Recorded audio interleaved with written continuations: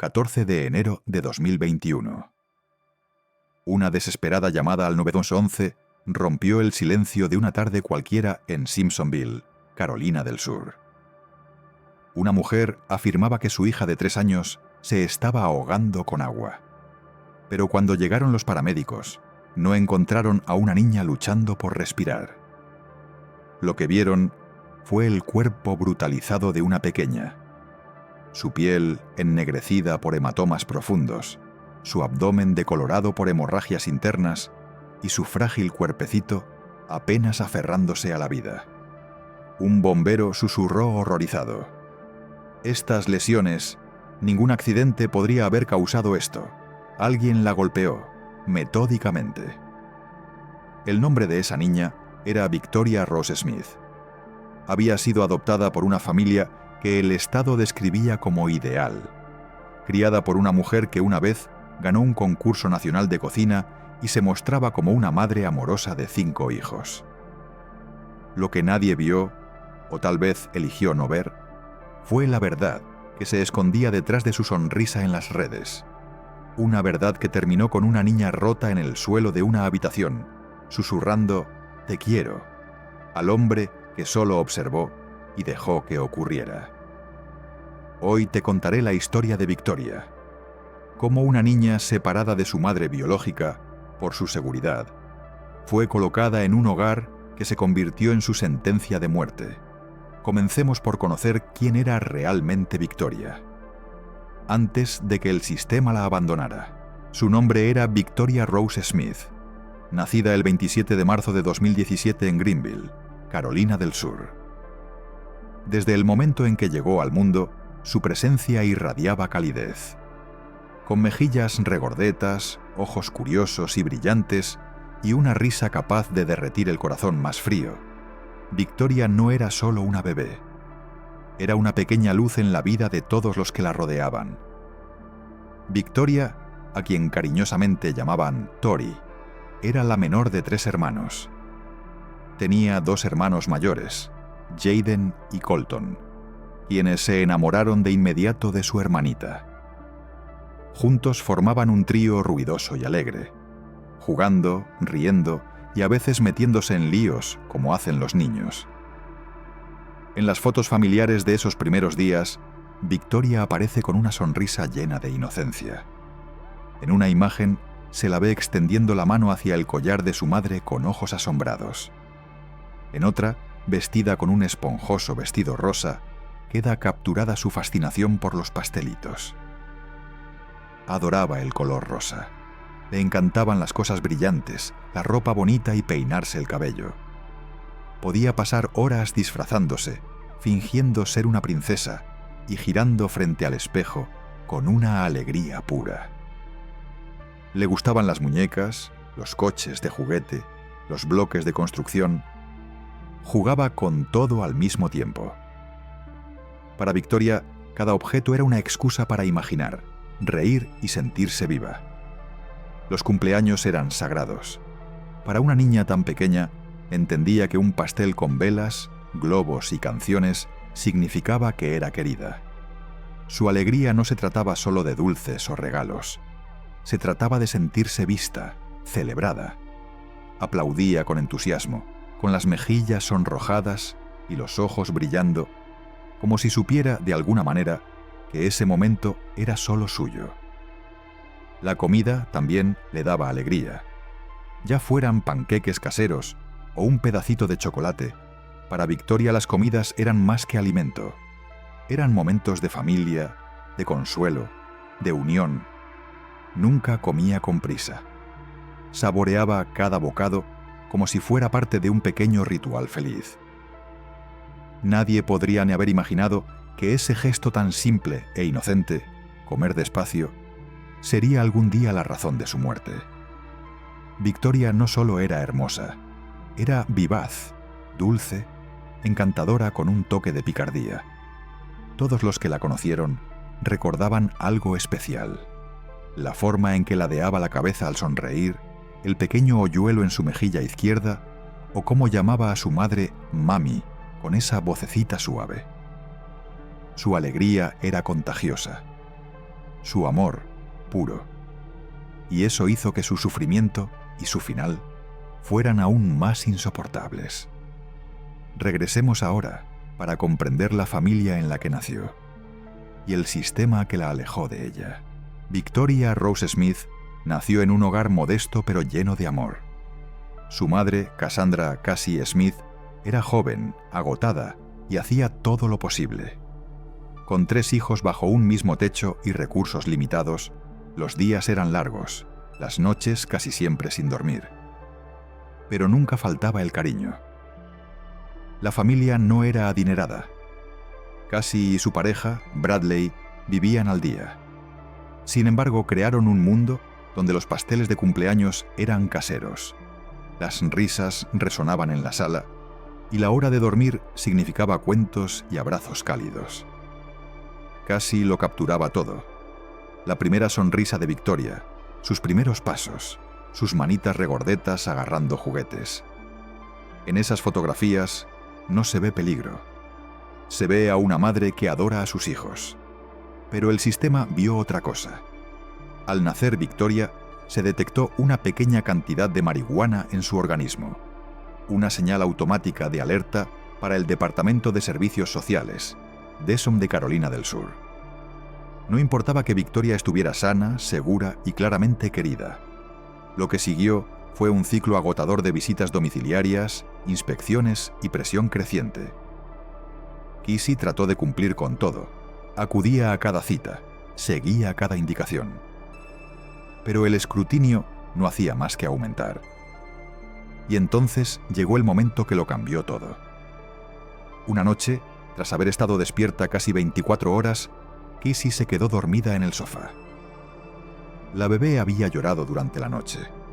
Sus hijos mayores necesitaban desayuno y todavía tenía que prepararse para ir a trabajar.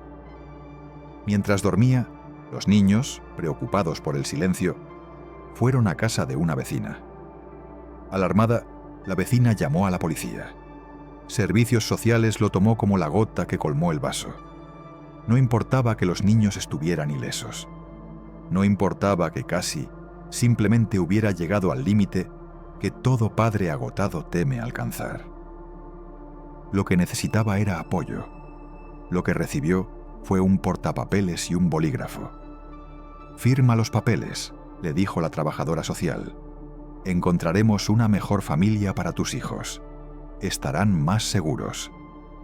Cassie, aterrada de perder a sus hijos para siempre en un juicio, firmó la renuncia voluntaria. En ese momento, con manos temblorosas, sin saberlo, firmó el destino de su hija. Victoria y sus hermanos fueron enviados con la familia West, padres de acogida con experiencia que ofrecían estabilidad y amor. Allí, Victoria floreció. Jugaba, reía y se transformaba en la princesa que ella creía ser. Sus mejillas volvieron a llenarse. Sus ojos brillaban. Cassie todavía podía visitarla, y Victoria corría a sus brazos, riendo, gritando, «¡Mami!». Aún había esperanza de reunificación. Parecía posible. Pero en 2020 el DSS tomó una decisión final e irreversible. Buscaban una familia adoptiva permanente. Y sobre el papel, los Robinson eran un sueño. Ariel y Jerry Robinson, una pareja joven, carismática, creyente y activa en su iglesia, se ofrecieron a adoptar a los 3 hermanos. Ariel tenía un máster de la Universidad de Clemson. Jerry era tranquilo, constante. Ya tenían 2 hijos biológicos. Para el Estado era el final perfecto. Para quienes realmente conocían a Victoria, era el comienzo de una pesadilla. Ahora veamos lo que ocurrió dentro del hogar de los Robinson. En marzo de 2020, Victoria y sus hermanos se trasladaron a la casa de los Robinson en Selwood Circle, en Simpsonville, Carolina del Sur. A primera vista, todo parecía un cuento de hadas. Ariel Robinson era vibrante y encantadora, una excómica, presentadora de podcast y futura figura televisiva nacional. Ese mismo año, ganó el concurso Worst Cooks in America en Food Network y se llevó el gran premio de $25,000. En las entrevistas hablaba con orgullo llamándose a sí misma madre de 5 hijos y celebrando su familia mixta. Sus redes sociales se llenaron de fotos: niños sonrientes, salidas familiares, decoraciones navideñas. Para los servicios sociales, DSS era la prueba de que el sistema había funcionado. Pero detrás de la cámara, el cuento era una farsa. Y Victoria, la niña alegre y expresiva con vestidos rosas, comenzó a desvanecerse. Con el paso de los meses, empezaron a aparecer pequeñas señales. Sus mejillas se adelgazaron. Su mirada perdió brillo. En una foto se aprecia un leve hematoma en la muñeca, en otra una marca roja en el cuello. Pero estos detalles quedaban ocultos tras subtítulos alegres y etiquetas optimistas. El COVID-19 tuvo un papel devastador. Los trabajadores sociales, incapaces de hacer inspecciones presenciales, dependían de videollamadas. Ariel sabía cómo preparar la escena. Nadie vio la verdad. Nadie hizo las preguntas adecuadas. Para enero de 2021, el cambio en Victoria era innegable. Estaba callada, nerviosa. Elegía sus palabras con cautela. La energía que antes iluminaba cualquier habitación había desaparecido. Pero fue el 13 de enero, justo un día antes de su muerte, cuando la máscara realmente cayó. Aquella mañana, la familia llegó tarde a la iglesia. Victoria, que desayunaba en el coche, vomitó accidentalmente sobre su vestido. En la iglesia, un testigo la vio temblando en ropa interior, mientras Ariel le lavaba el vestido en el lavabo del baño. Cuando le preguntaron si Victoria estaba enferma, Ariel sonrió con desprecio y dijo: «No, solo come demasiado y vomita. Es un juego». Luego le dijo a la niña: «Las niñas que vomitan merecen pasar frío». Nadie intervino. En casa, esa misma tarde, Jerry bañó a Victoria y notó un gran hematoma oscuro en la parte baja de su espalda. No dijo nada. No hizo nada. Un momento que podría haberlo cambiado todo. Simplemente pasó. A la mañana siguiente, 14 de enero de 2021, Victoria viviría sus últimas horas. Sus hermanos mayores fueron al colegio. Victoria se quedó sola con Ariel. Jerry estaba trabajando en el jardín. La niña se sentó a desayunar tortitas, muy despacio. Para Ariel, eso no era una travesura infantil, era desobediencia. Jerry testificó más tarde que lo escuchó todo: los gritos, el llanto, los golpes. Durante más de una hora se quedó fuera, jardineando, evadiendo, fingiendo no oír. Cuando finalmente entró en casa, encontró a Ariel de pie sobre Victoria, sosteniendo un cinturón. La niña yacía inmóvil en el suelo, apenas respirando. «¿Te has pasado?», le dijo Jerry. Pero no pidió ayuda. No todavía. La bañaron con sal de Epsom, intentando reducir la hinchazón. Jerry fue a comprar paracetamol. Victoria se estaba muriendo, y sus padres trataban sus heridas como si fuera una fiebre cualquiera. Tumbada en la cama, su pequeño cuerpo destrozado, Victoria susurró: «Te quiero». Jerry contaría después en el juicio que esas fueron las últimas palabras que oyó de ella. A las 14:16, Ariel llamó al 911, alegando que la niña se había ahogado con agua. Pero los servicios de emergencia sabían que no era así. Sus moratones no eran de una caída. Su cuerpo estaba cubierto de hematomas, cortes, contusiones y traumas internos tan severos que parecían los de una víctima de accidente de tráfico. Victoria murió a las 17:05, rodeada de médicos que ya no podían salvarla. 5 días después, el mismo día en que debía formalizarse su adopción, Ariel y Jerry Robinson fueron arrestados por homicidio por abuso infantil. Pero, ¿qué ocurrió después? Cuando los servicios de emergencia llegaron a la casa de los Robinson el 14 de enero de 2021, tardaron apenas unos segundos en darse cuenta de que aquello no había sido un accidente. El pequeño cuerpo de Victoria mostraba signos inconfundibles de un abuso prolongado y brutal. Su abdomen estaba cubierto de hematomas oscuros. Sus muslos internos presentaban moretones agrupados. Su rostro estaba pálido, los labios resecos y apenas respiraba. Un bombero susurró: «Estas heridas no son de una caída, son de una paliza». Victoria fue trasladada de urgencia al Hospital Prisma Health Greenville Memorial, donde los médicos intentaron salvarla. Pero lo que encontraron dentro era devastador. Hemorragias internas, vasos sanguíneos rotos y traumatismos por fuerza contundente tan severos que recordaban a los que se ven en víctimas de accidentes de tráfico a alta velocidad. A pesar de todos los esfuerzos, a las 17:05 horas, Victoria Rose Smith fue declarada muerta. El caso pasó de inmediato de sospecha de negligencia infantil a homicidio por abuso infantil. Al día siguiente, Ariel y Jerry Robinson fueron detenidos. Al ser interrogada, Ariel afirmó que Victoria se moría con facilidad y que tenía la piel sensible.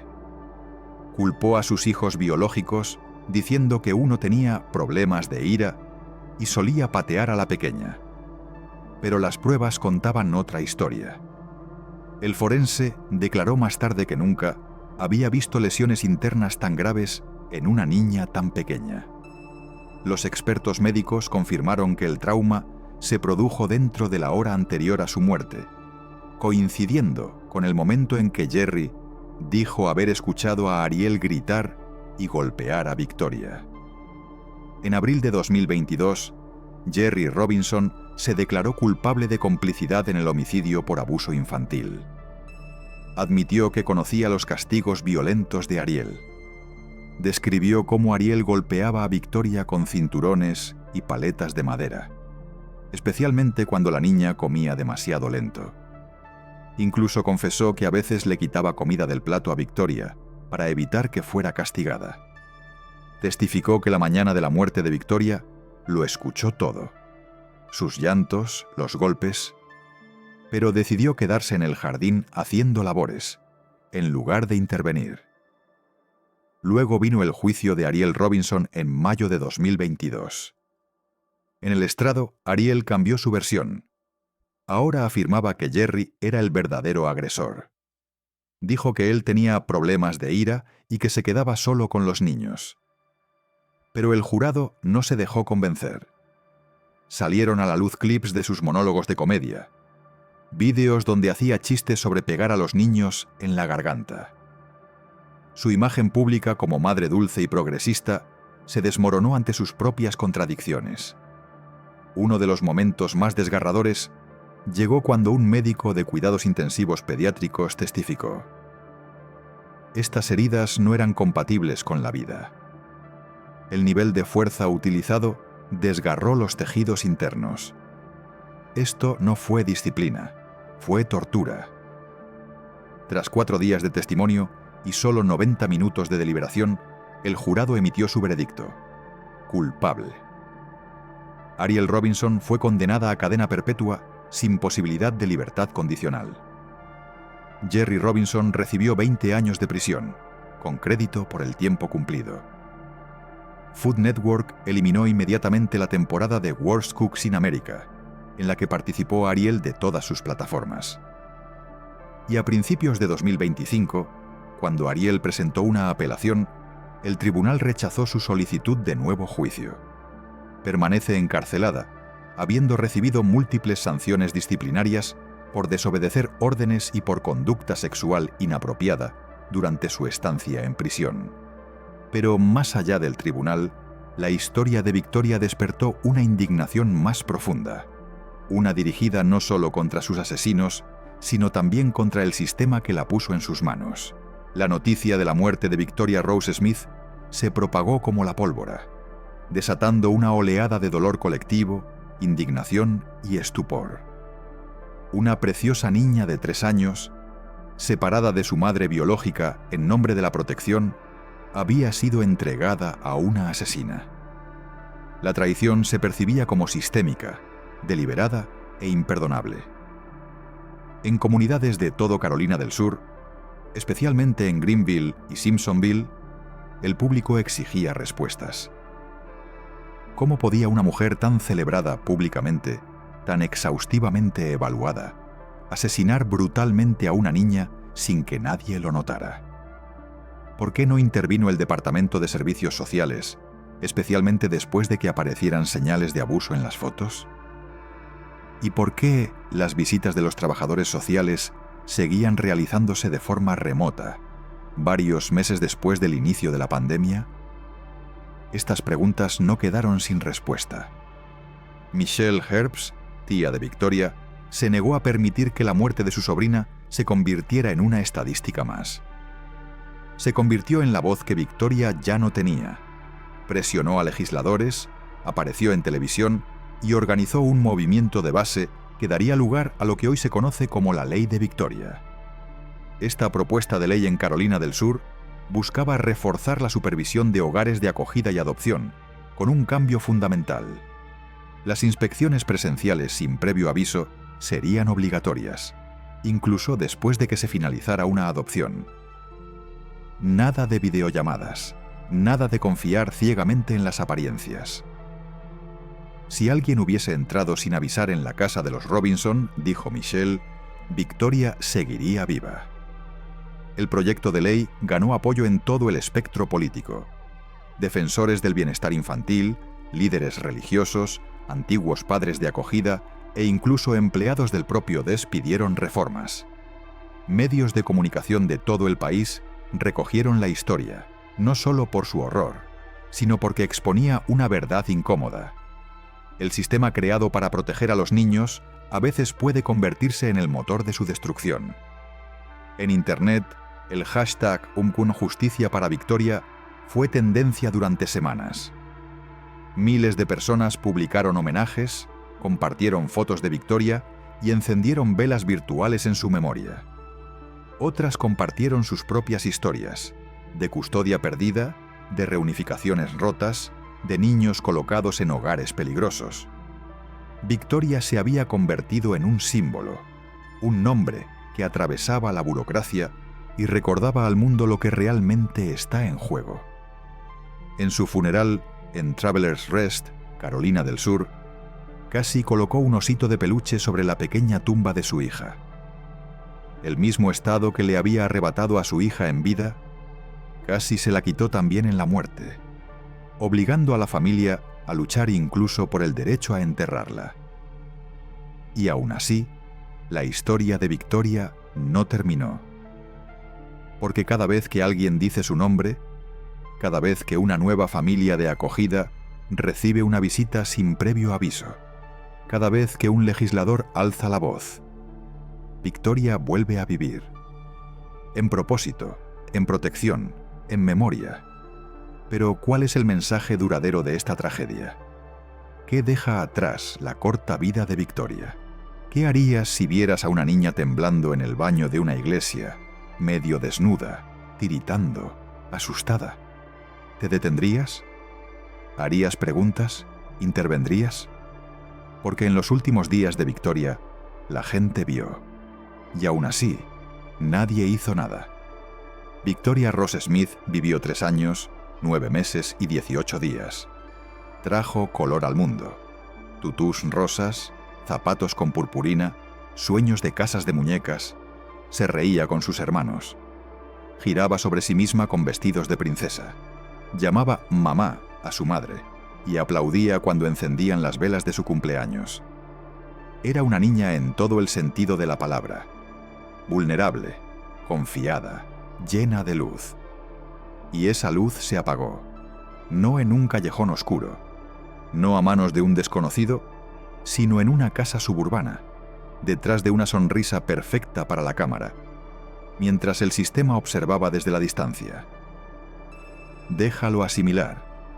A menudo nos decimos que el abuso ocurre en otras familias, en lugares rotos, pero la verdad es que puede esconderse detrás de currículos impecables, sonrisas encantadoras y fotos de Instagram con filtros. Se oculta donde la supervisión es débil, donde la comodidad reemplaza la precaución, donde nadie se atreve a preguntar: ¿estás bien?